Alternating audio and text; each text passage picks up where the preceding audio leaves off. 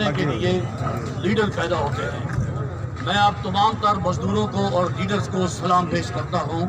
آپ دلیر اور بہادر لوگ ہیں، اپنے حقوق کے لیے باہر نکلے۔ دنیا میں معاشروں کو اور سوسائٹیز کو بنانے کے لیے لیڈر اپنے خوبصورت الفاظ سے ان چیزوں کو بناتے ہیں۔ حضور پاک صلی اللہ تعالیٰ علیہ وسلم کا فرمان عالی شان کہ مزدور کا پسینہ خشک ہونے سے پہلے اس کو مزدوری دے دی جائے، یہ ایسا جامع پیغام ہے جو دونوں کے لیے ہے۔ مالک کے لیے اس طرح ہے کہ وہ اپنے مزدور کا پسینہ خشک ہونے سے پہلے اس کے حوالے اس کی مزدوری کر دے، اور مزدور کے لیے یہ حکم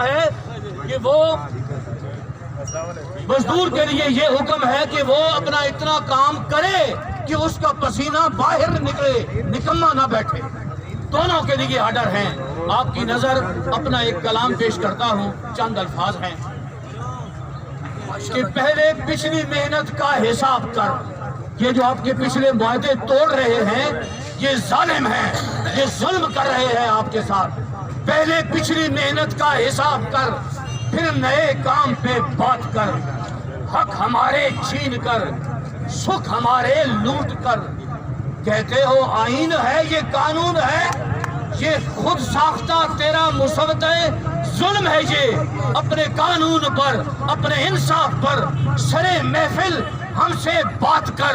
پہلے پچھلی محنت کا حساب کر، پھر نئے کام پہ بات کر۔ معاہدہ کوئی نہیں توڑ سکتا۔